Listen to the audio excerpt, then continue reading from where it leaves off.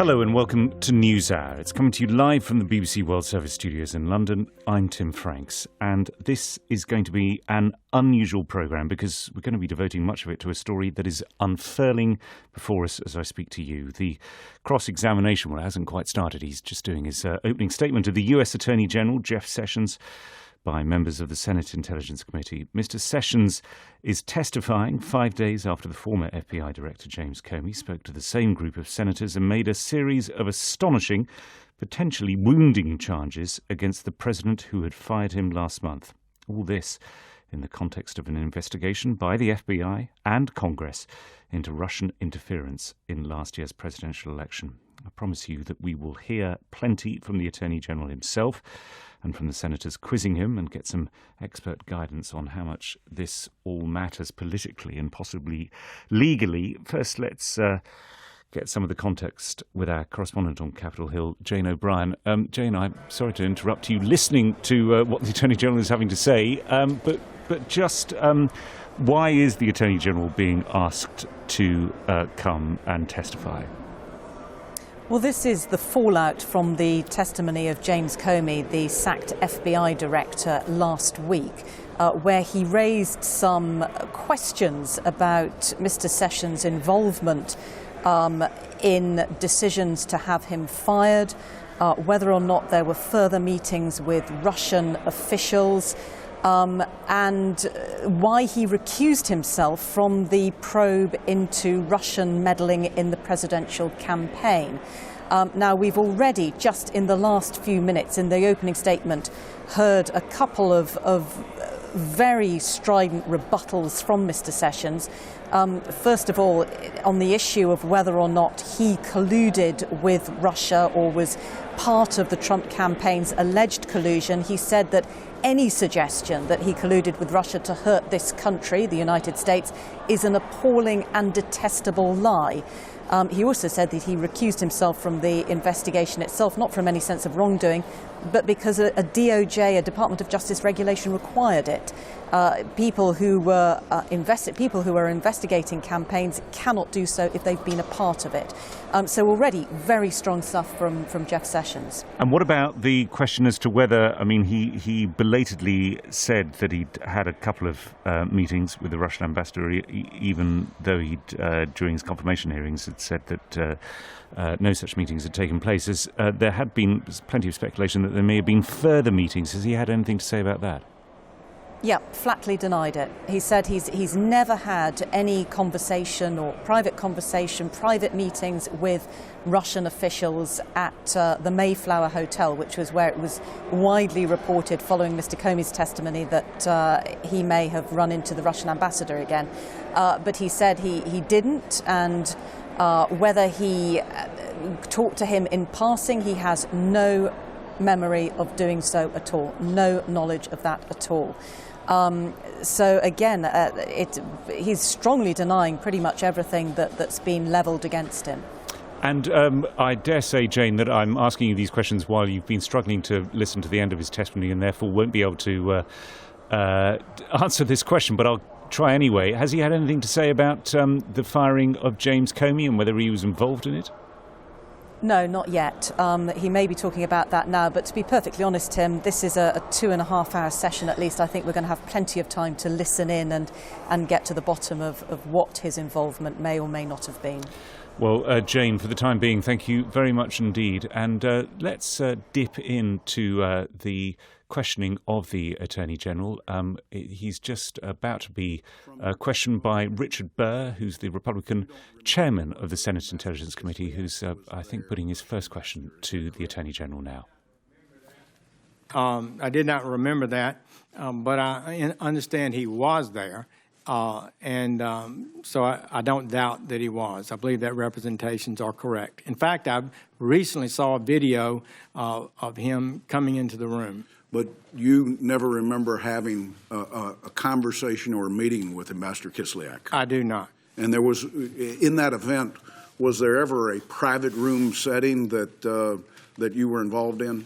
No. With any? Other than the reception area that was shut off from I guess, the main crowd of a couple of dozen, 2 to 3 dozen people. I would take for granted at an event like this, the president shook some hands. Yes, he came in and shook hands in the group. Okay. You mentioned that there were some staff that were with you at that event. My legislative director at the time, Is this your Senate staff? Senate legislative director, who was a retired U.S. Army colonel who'd served on the Armed Services staff with Senator John Warner before she joined my staff, was with me in the reception area and throughout the rest of the events. Would you say that you were there as a United States Senator or as a surrogate of the campaign for this event? I came there as an interested person, very anxious to see how President Trump would do in his first major foreign policy address. I believe he'd only given one major speech before. That would maybe at the Jewish AIPAC event. And so it was an interesting time for me to observe his delivery and the message he would make. That was my main purpose of being there. Now, you reported 2 other meetings with Ambassador Kislyak, one in July on the sidelines of the Republican convention, I believe, and one in September in your Senate office. Have you had any other interactions with government officials over the year in a campaign capacity? I'm not asking you from a standpoint of your Senate life, but in the campaign capacity. No, Mr. Chairman. I've racked my brain to make sure I could answer any of those questions correctly, and I did not. I would just offer for you that when asked about whether I had had any meetings with Russians by the reporter in March, we immediately recalled the conversation, the encounter I had at the convention and the meeting in my office and made that public. I never intended not to include that. I would have gladly have reported the meeting, the encounter that may have occurred, that some say occurred, in the Mayflower, if I had remembered it or if it actually occurred, which I don't remember that it did. General Sessions, on March 2nd, 2017, you formally recused yourself from any involvement in the Russian investigation being conducted by the FBI and the Department of Justice. What are the specific reasons that you chose to recuse yourself? Well, the specific reason, Mr. Chairman, is a CFR, a Congressional Code of Federal Regulations, put out by the Department of Justice, part of the Department of Justice rules, and it says this. I'll read from it, 28 CFR 45.2. Unless authorized, no employee shall participate in a criminal investigation or prosecution if he has a personal or political relationship with any person involved in the conduct of an investigation. It goes on to say for political, in a political campaign, and it says if you have a close identification with an elected official or candidate arising from service as a principal advisor, you should not participate in an investigation of that campaign.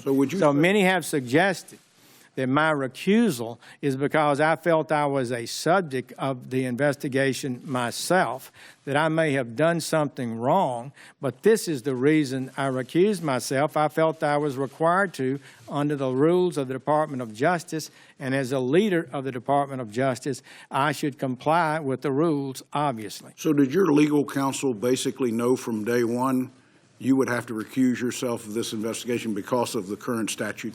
Well, I do have a timeline of what occurred. I was sworn in on the 9th, I believe, of February. You're listening to live testimony from the Senate Intelligence Committee hearing. The man who is speaking just behind me is the Attorney General, Jeff Sessions. He's being asked about the firing of the FBI director. Well, we haven't quite got to that, but we're certainly being asked about his recusal from the investigations into allegations of Russian interference in last year's presidential election, why all that happened. We can speak now to Corey Bretschneider. He's a constitutional lawyer and professor of political science at Brown University, and he's been listening to the testimony so far. Strong stuff from Jeff Sessions, at least in some ways, saying, look, when I failed to tell senators about my two meetings with the Russian ambassador, I simply failed to tell them because I forgot.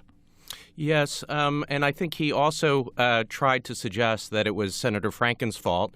He tried to set the context of the discussion during the confirmation hearings, and he suggested this was a breaking story about the possible Russian involvement, and that his answer to the effect that he had not met with the Russians was really a reaction to this detailed potential accusation that there had been collusion, and he claims he wanted to make it clear that he wasn't involved in collusion. He said, met with the Russians in his normal capacity as a senator, and there was nothing wrong with that, and that was irrelevant to the question that Franken was specifically asking him. In other words, it was about the context rather than about the question as we would just read it in print, isolated.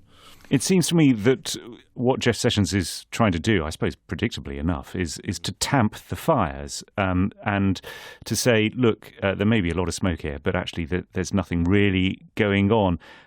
How do you think he's doing so far? It's early. He hasn't faced really very confrontational questions yet.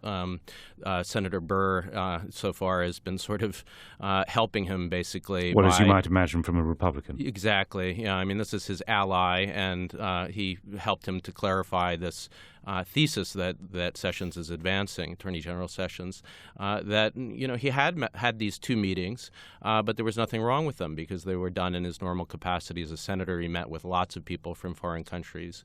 So that's the angle that they're taking. They also, the huge question here that he's now provided an answer to is about this third meeting at the Mayflower Hotel. And he says, look, I was never alone with anybody. It was a big event about free speech, I think he said. And there's no, again, they look like this might be a big deal, but there's nothing at all underneath it. Nothing to see here. Well, Corey, we'll be rejoining you once we hear a little bit more from what the Attorney General has to say. But as you've said, as Jane O'Brien has said, there's plenty more to come. We're only about 20 minutes or so into what is expected to be a 2.5-hour long session. And we will be staying with it here on the BBC World Service. You're listening to Newshour.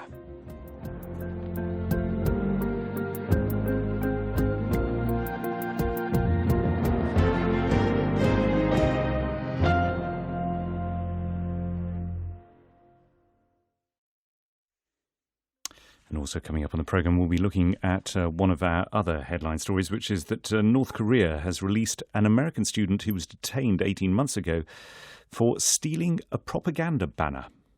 At the President's direction, the Department of State has secured the release of Otto Warmbier from North Korea. He is on his way en route home to be reunited with his family.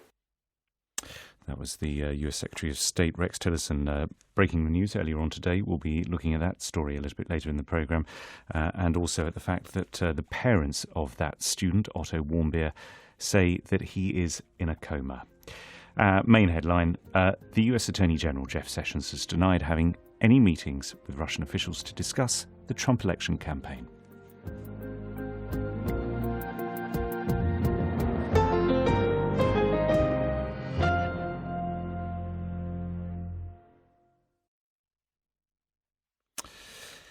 This is Newshour, live from the BBC World Service in London, with me, Tim Franks, and our main story today is the testimony that is happening. It's got underway about 20 or so minutes ago from the US Attorney General Jeff Sessions, who's appearing before the Senate Intelligence Committee just 5 days after the former FBI Director James Comey made some very explosive allegations about President Trump and the seriousness of the allegations into Russian interference in last year's presidential election.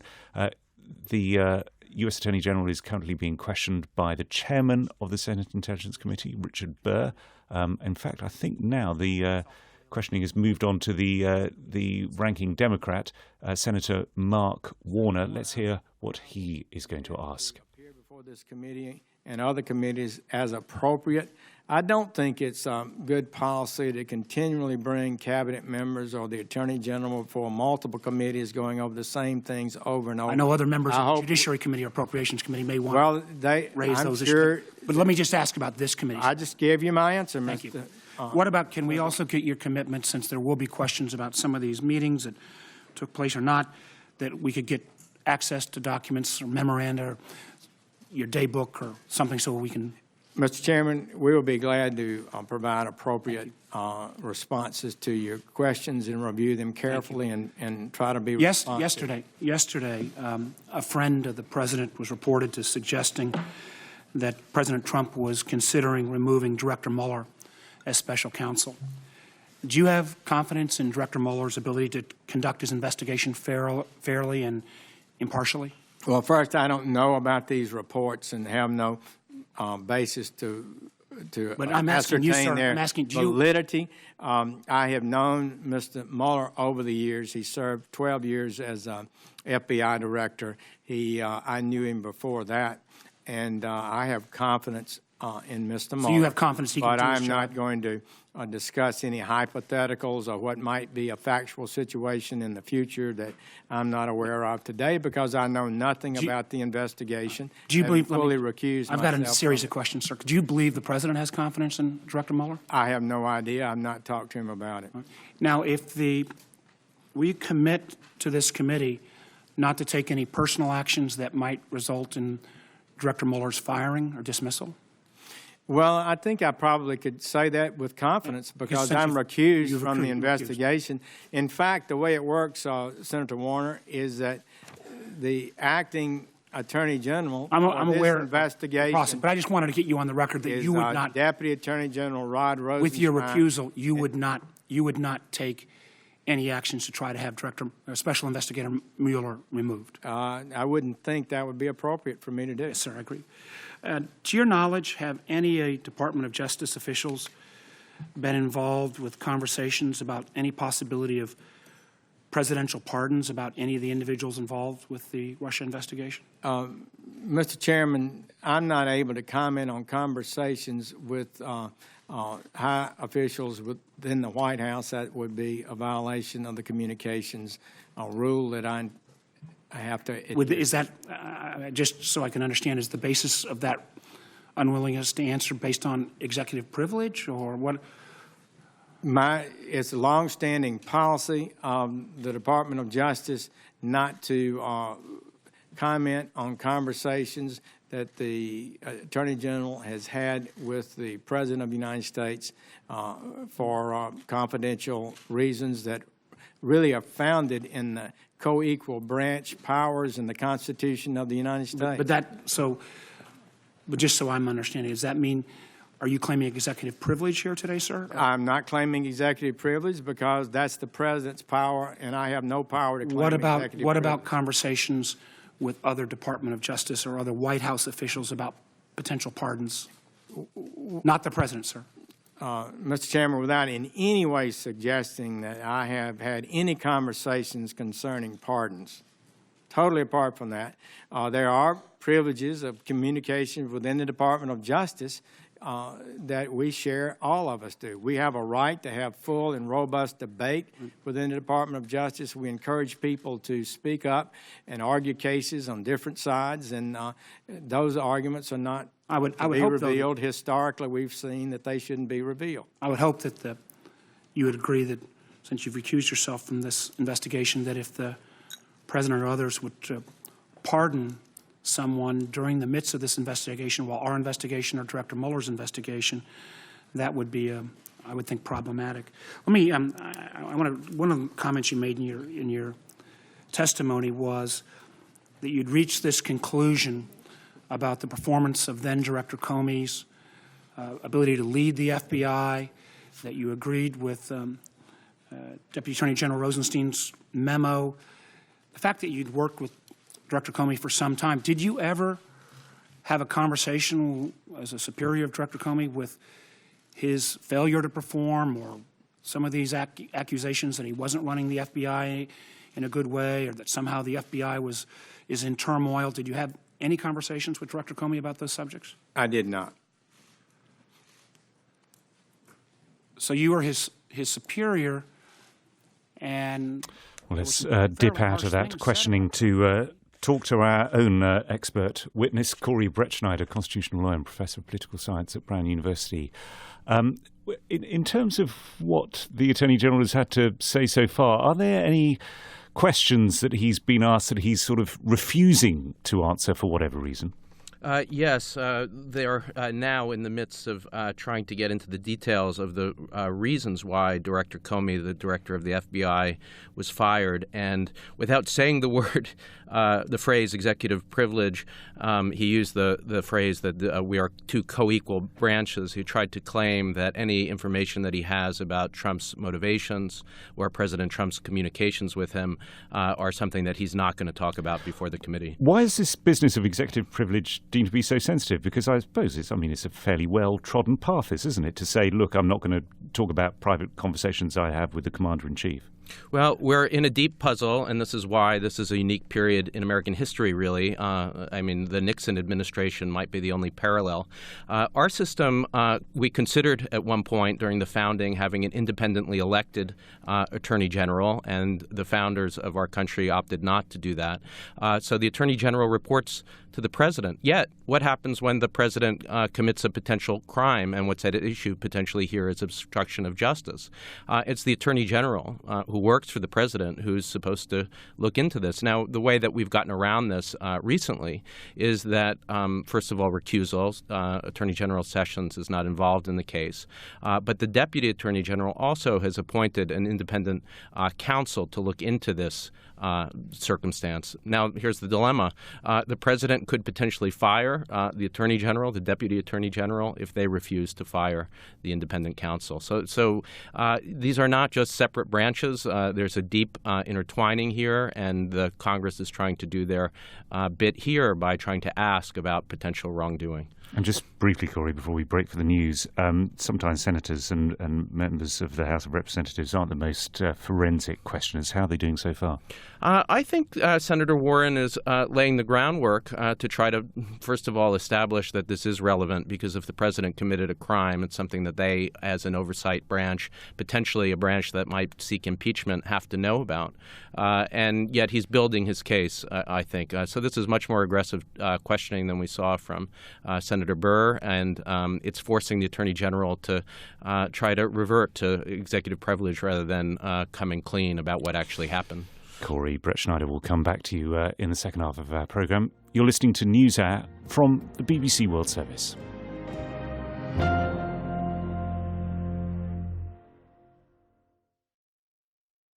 With bbc.com/news, you get the latest news stories anytime you like. bbc.com/news offers you the most comprehensive news coverage in the world, and its stories are easy to search and navigate.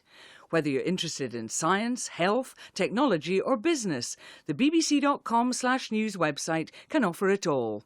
It also gives you the opportunity to listen live to our news output or check the latest breaking news with our minute-by-minute news feed. If you want to take the news with you, we offer you downloadable podcasts to listen at your convenience, or archive programming so you can catch up on the programmes you've missed. Or you can access bbc.com/news on your mobile phone. bbc.com/news also lets you give feedback direct to our programme teams. All this content, coverage and opportunity makes the BBC the world leader in news coverage online. Coming up on Newshour in the next 30 minutes, we'll hear from the conductor and pianist Daniel Barenboim, back in the West Bank for the first time in a decade. An American student is going home after being imprisoned in North Korea. There are reports that he's in a coma. And, of course, we'll have plenty more live coverage of the US Attorney General's Senate testimony after this summary of the latest news.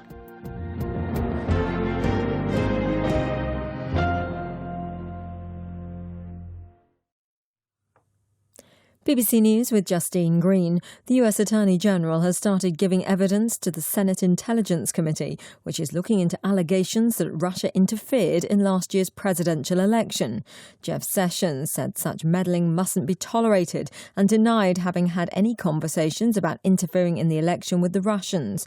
Mr. Sessions also said he had recommended the sacking of the director of the FBI, James Comey, on the advice of his deputy.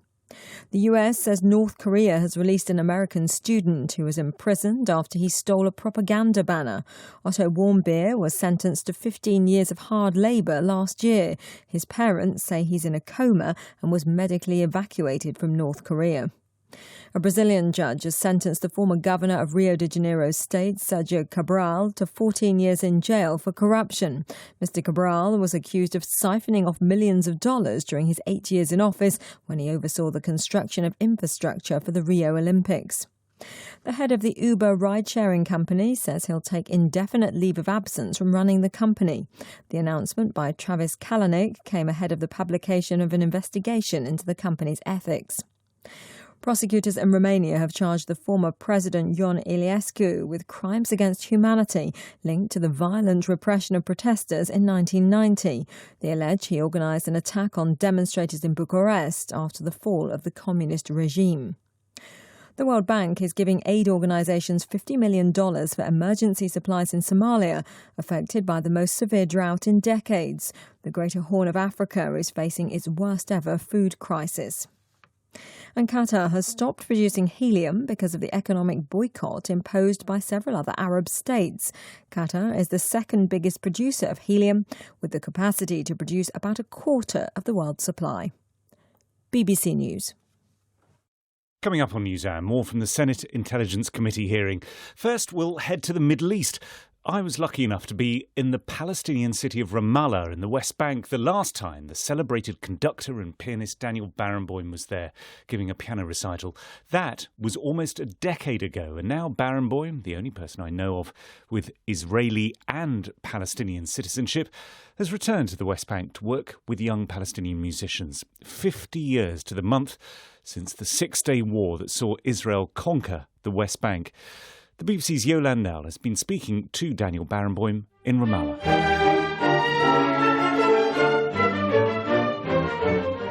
You know, Jewish blood runs through my veins, but my heart beats for the Palestinian cause. I have both Israeli and Palestinian citizenship, and so I'm torn. This world-famous Israeli musician is a vocal opponent of his country's policies in the Palestinian territories. In a highly unusual move, Daniel Barenboim was given a Palestinian passport 9 years ago, but he lives in Germany and he's not performed back in the West Bank until now. Today, for me, represents the beginning of 50 years of occupation by Israel of the Palestinian territories. And it's a day that saddens me very much, because I think that even if you believe that the Six-Day War in 1967 was indispensable for Israel's security, I think it's very clear that the occupation since then is totally disastrous.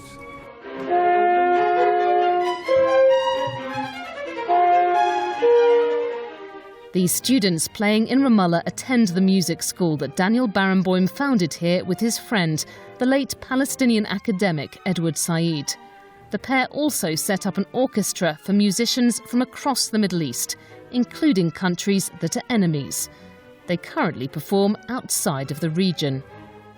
The full dimension of the West Eastern Divan Orchestra will only be achieved when we can play in all the countries that are represented in the orchestra.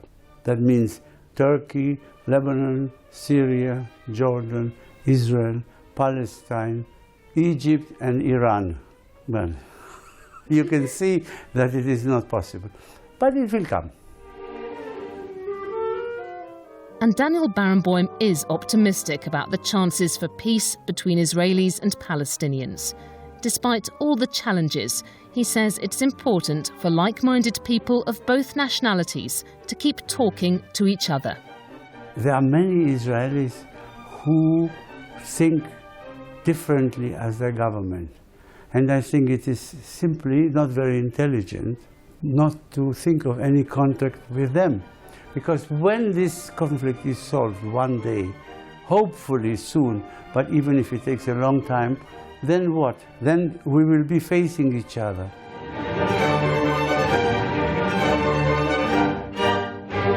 Daniel Barenboim speaking to Yolande Knell. You're listening to Newshour, live from the BBC World Service in London with me, Tim Franks, and we'll be returning to the testimony being given by the US Attorney General Jeff Sessions shortly.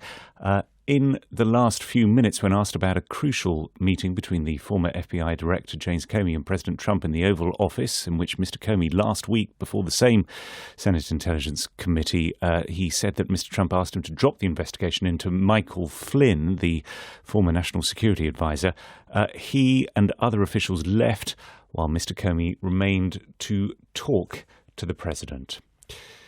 Now, we're going to move fairly briefly onto one of the other major stories of the day, and it is what Theresa May, the British Prime Minister, has been up to. She's had a busy day before heading to Paris for talks with President Emmanuel Macron. She had to negotiate in Downing Street with the small Northern Irish Democratic Unionist Party, the DUP, whom she wants to help prop up her minority government. And she also had to muster a sense of humour in Westminster, as the first business of the new Parliament was to re-elect John Bercow as the Speaker of the House. Mr. Speaker-elect, on behalf of the whole House, may I congratulate you on your re-election. At least someone got a landslide. But elsewhere, smiles are thin on the ground. The BBC understands that a formal deal between the Conservative Party and the DUP is now due to be announced on Wednesday. All this matters beyond mere parliamentary arithmetic. There are plenty of people warning that a deal of any sort between the Conservatives and a party with a reputation for being hardline unionists, in other words, in favour of maintaining the strongest possible links between Northern Ireland and the British mainland, could upset the political balance in the province, given that the other main force there is the Irish Republican Party, Sinn Féin. The background to the 20-year-old peace deal in Northern Ireland is that both the British and Irish governments are supposed to act with rigorous impartiality in the province. The British Prime Minister who laid the groundwork for the deal in the 1990s was Sir John Major. He told the BBC that the peace process in Northern Ireland remained fragile and the potential consequences of an agreement with the DUP worried him a great deal. The danger is that however much any government tries, they will not be seen to be impartial if they're locked into a parliamentary deal at Westminster with one of the Northern Ireland parties. And you never know in what unpredictable way events will turn out. And we cannot know if that impartiality is going to be crucial at some stage in the future. On that point, the main Irish Republican Party, Sinn Féin, said today it has deep suspicions over what the Conservative Party and the DUP might be cooking up. Michelle Gildernew is the Sinn Féin MP for Enniskillen. We don't believe that they're honest brokers. We don't believe that they have a very impartial view to all of this. But this new arrangement is very unsettling, and people are concerned and wary of what it may mean and what promises will be given or promises extracted from Theresa May. We've already heard some of the things that have been asked for, issues that have been put to bed a long time ago and are now raising their head again. So there is a lot of anxiety and a lot of fear out of what is being discussed, but any agreement is going to have to come back to Stormont to be discussed there, and we have to try and move on. We've faced challenges in the past, we'll face this one as well. So just how fragile are things looking in Northern Ireland? The BBC's correspondent in Belfast is Chris Page. In Northern Ireland, every political party will always push every situation to try to get maximum political advantage from it, and I think that certainly is going on. Sinn Féin, the biggest Irish nationalist party, are really bitter ideological enemies, not just of the Democratic Unionist Party, but also of the Conservative Party in the UK. So it's no surprise at all that they are going to severely criticise the prospect of a deal between the Democratic Unionist Party and the Conservative Party, particularly as we're now in the middle of very sensitive negotiations in Northern Ireland with the regional government, the power-sharing government, having collapsed 6 months ago. Given that this idea of power-sharing between the hardline unionists of the DUP and the Irish Republicans of Sinn Féin isn't happening right now, you know, how far people feel that actually the prospect of the DUP being in some sort of informal agreement with the Conservative Party could put that off even further? Well, there are a few issues around that. The first is the fact that the talks are going on now and the British and Irish governments are involved, and under the terms of that agreement they are supposed to be impartial, and as I've said, that is one of the concerns. But there's another way of looking at it as well, and unionists would make this argument, firstly as a result of the negotiations in London between the Democratic Unionists and the Conservative Party. Well, perhaps more money might come to Northern Ireland. That might be something that the DUP would push the Conservative Party for in terms of a price for their support in the Westminster Parliament. So that might mean that being in government in Northern Ireland is somewhat easier if there's a little bit more public spending to be done. Also, would Sinn Féin be comfortable with the prospect of power sharing not returning, which would mean that Northern Ireland would be taken over directly by ministers in London, by a Conservative government who would be linked to the DUP in that way? Or would they think, right, it might be better to cut our losses, let's go back into government in Belfast with the DUP, and then at least we will have a say over some decisions in Northern Ireland rather than the Conservatives and by extension the DUP running everything in the show. But could Sinn Féin also play a longer game, which is to say, look, power sharing isn't working, direct rule from London is pretty unpalatable because the Conservatives have got into bed with the Democratic Unionists. We've got the prospect of Brexit, of Northern Ireland being taken out of the European Union, which most people in Northern Ireland didn't want. And so, you know, perhaps this will push more people to think the way forward is for the island of Ireland to be reunited. Sinn Féin would really deny that. They would say that they do want the power-sharing institutions, the regional government here in Belfast, back up and running again, but they'll only go back in whenever the DUP are prepared to strike a fair deal. So in Northern Ireland politics, Sinn Féin do have a reputation as being long-term strategic thinkers. At the moment, really with these negotiations continuing in London between the DUP and the Conservatives, I think all parties, including Sinn Féin, will be waiting to see exactly what is in that deal before they can make any decisions as regards how the talks here to restore the power-sharing executive proceed. But the British government have said that 29th of June is the deadline for an agreement in Belfast for the restoration of power-sharing, and if there's no deal by that stage, well then they'll have no option but to suspend the devolved government here for the medium to long term, and that would mean that Westminster, the London government, would take over running Northern Ireland. That was Chris Page reporting for us from Belfast.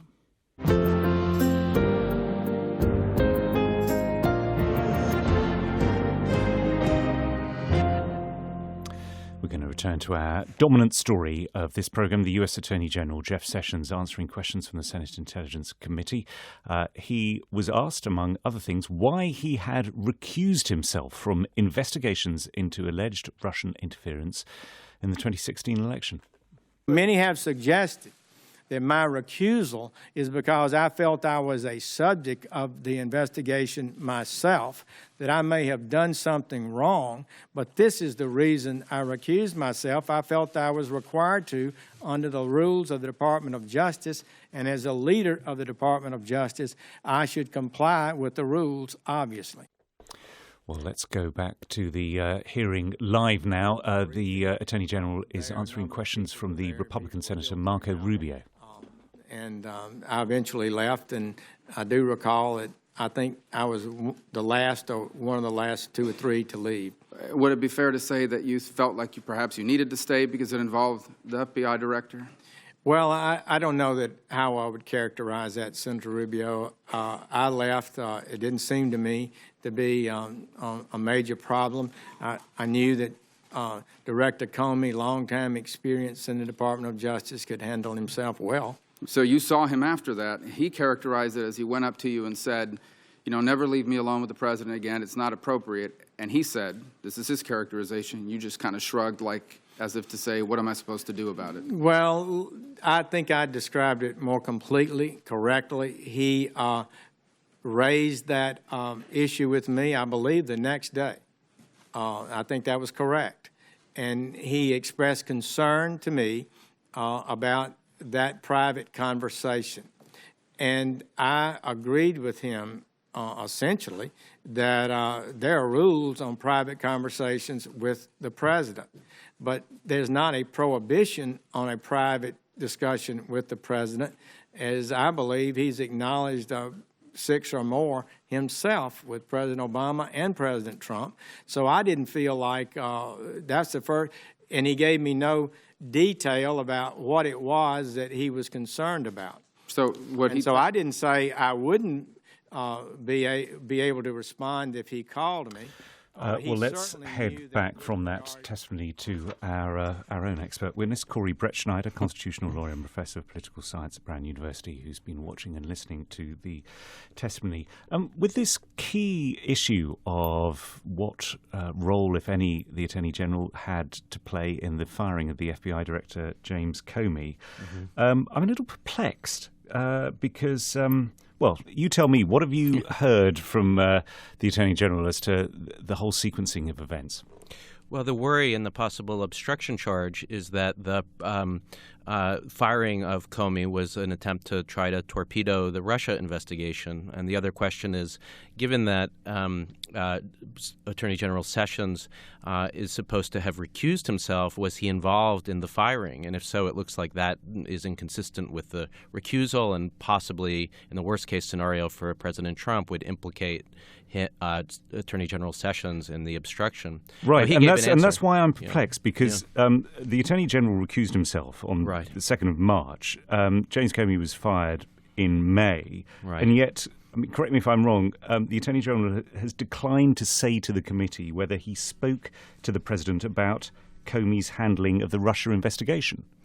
That's correct. He's tried to give an explanation, though, here, and we did get some information. What he said is, look, I am still the Attorney General, and the FBI Director reports to the Attorney General, and so I have the ability to fire him, not in the attempt to create obstruction of justice, but because he's not doing a good job, and that's what he tried to say. But he's in no way, I mean, all the evidence for that, he says, is nothing to do with Russia. It's to do with, how he talked about the Hillary Clinton email business. It just strikes me, and as I say, maybe I'm getting the wrong end of the stick, is that if he's recused from the whole Russia business, presumably he can't be speaking to President Trump about the Russia investigation and the FBI and the FBI's role in that. Well, that's why he's trying to make it. He's claiming that the firing wasn't about Russia at all. It was about the FBI director's incompetence, his leadership, as he put it several times, the need for a fresh start.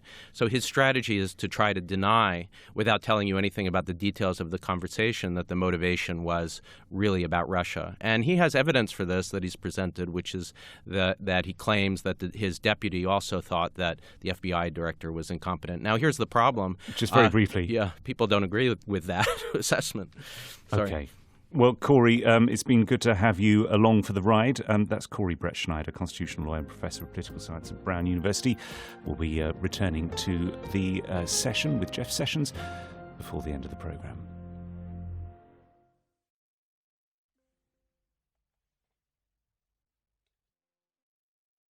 After Newshour, it's the death of the cockfighters. I grew up as a part of a family dedicated to cockfighting and chose to get as far away from it as possible. I'll explore what's been lost by all those who invested so much of themselves in it. Then we're in the studio. Come with us as we go behind the scenes at the Royal Academy of Arts in London to discover the inside story of the selection and hanging of the 249th Annual Summer Exhibition, the world's largest open submission art show. At 23 hours GMT, it's The Forum. Here's Bridget Kendall with the details. Attitudes to childhood.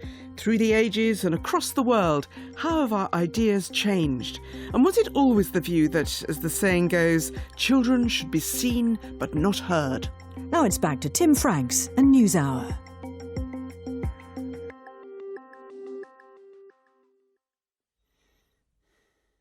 A reminder of our top story this hour. In his evidence to a Senate committee, the U.S. Attorney General Jeff Sessions has denied knowingly meeting Russian officials to discuss the Trump election campaign. And the suggestion that I participated in any collusion, that I was aware of any collusion with the Russian government to hurt this country, which I have served with honor for 35 years, or to undermine the integrity of our democratic process, is an appalling and detestable lie. The Attorney General went on to say that he recommended the firing of the head of the FBI on the advice of his deputy. And we'll be looking at the story of the American student being released from North Korea in just a moment.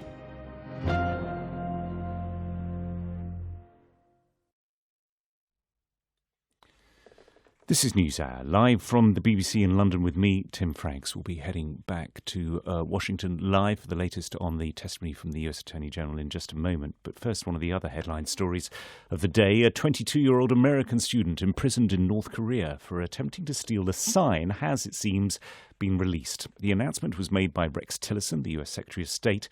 Otto Warmbier was sentenced to 15 years hard labour after he was convicted of conducting hostile acts against North Korea. Mr. Tillerson broke the news of the student's release in front of a Senate committee in Washington.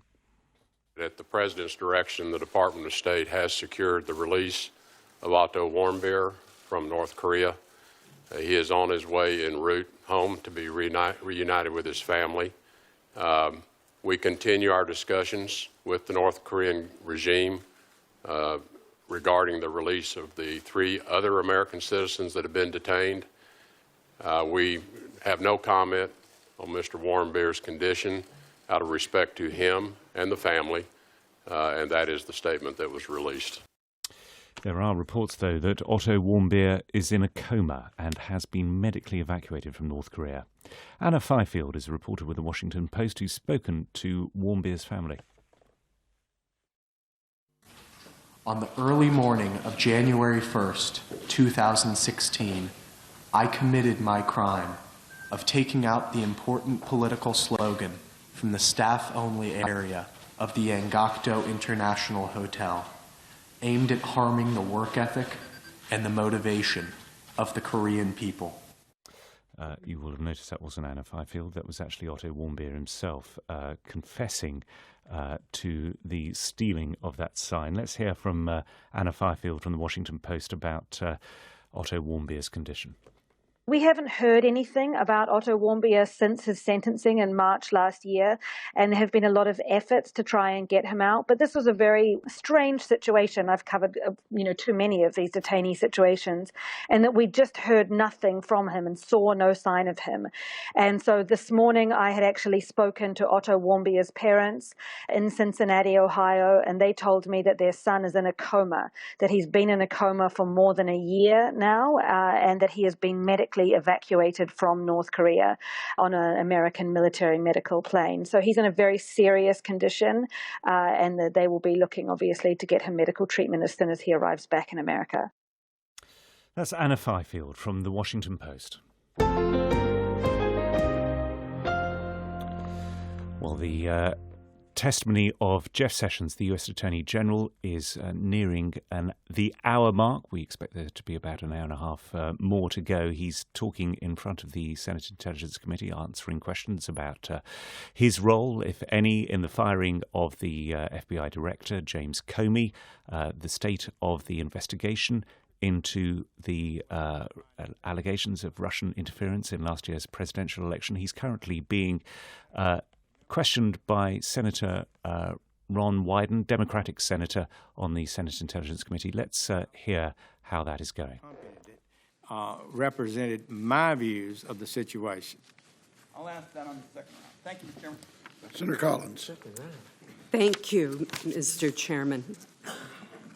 Attorney General Sessions, I want to clarify who did what with regard to the firing. This is Susan Collins, the Republican, one of the Republican members of the Senate Intelligence Committee. When did you have your first conversation with Rod Rosenstein about Mr. Comey? We talked about it before either one of us were confirmed. It was a topic of conversation among people who'd served in the department a long time. They knew that what had happened that fall was pretty dramatically unusual. Many people felt it was very wrong. And so it was in that context that we discussed it, and we both found that we shared a common view that a fresh start would be appropriate. And this was based on Mr. Comey's handling. Well, let's dip out of the questioning, because we can speak now to Anthony Zerka, our Washington correspondent, who's been listening and watching the testimony so far. Anthony, I saw on our website, bbc.com/news, you put, as many American journalists have, several questions that you expected the Attorney General to have to answer or be expected to answer. How's he doing? Well, the questions that we expected, he is being asked. One of them was about any meetings with the Russian ambassador Sergei Kislyak at the Mayflower Hotel. It was a speech that Donald Trump gave on foreign policy last April. And the Attorney General said that there was no private meeting then, and he had no recollection. Oftentimes he kept saying no recollection. He didn't remember whether he chatted with him at all, but nothing improper happened. It was conceivable that there was a meeting. Now, if you remember, part of the reason why Jeff Sessions recused himself from overseeing this Russia investigation was because during his confirmation hearings, he said he hadn't met with the Russian ambassador or anyone else affiliated with the Russian government, and then it turned out that he had, in fact, had some meetings. The other interesting thing is going back to that Valentine's Day meeting in the Oval Office where the FBI Director James Comey was in the room, President Trump was in the room, Jeff Sessions was in the room, quite a few other people were there, and according to Comey last week, Donald Trump asked everyone else to leave and had a private meeting with James Comey in which he said Comey should back off of the investigation into Michael Flynn, the fired national security advisor who had improper contacts with the Russians. Well, they asked Jeff Sessions about that today, and Jeff Sessions did say that there was a private meeting, that he was one of the last ones to leave the room, Jeff Sessions was, and that he left James Comey and Donald Trump in there, although he didn't know what they talked about. He did mention that the next day James Comey said that it was inappropriate to have these kind of private one-on-one meetings, that it made him, that expressed concern. It was something that Jeff Sessions agreed with. So that's a little bit of validation, verification of this meeting, although Jeff Sessions did say that it wasn't necessarily inappropriate to have that meeting. Right. And what about his role in the firing of James Comey? Well, the original justification for the firing of James Comey was that Comey had lost the trust of the FBI as an organization, that it was chaotic, and that he had mishandled the Clinton investigation. And Jeff Sessions said that was the reason why he endorsed Comey's firing. Although it was interesting, he said he didn't talk about Comey at all about any kind of problems before the firing. Now, when he was asked about whether Donald Trump, when Trump said that the firing was really because of Comey's oversight of the Russia investigation, when he was asked about that, he said he couldn't speak for the president. And then he also claimed executive privilege, saying that he couldn't talk about private conversations with the president. Anthony, as ever, thank you very much for joining us live from Washington. Plenty more updates on our website, bbc.com/news. And, of course, we'll be staying across this story here on the BBC World Service. But from Newshour, thanks for listening.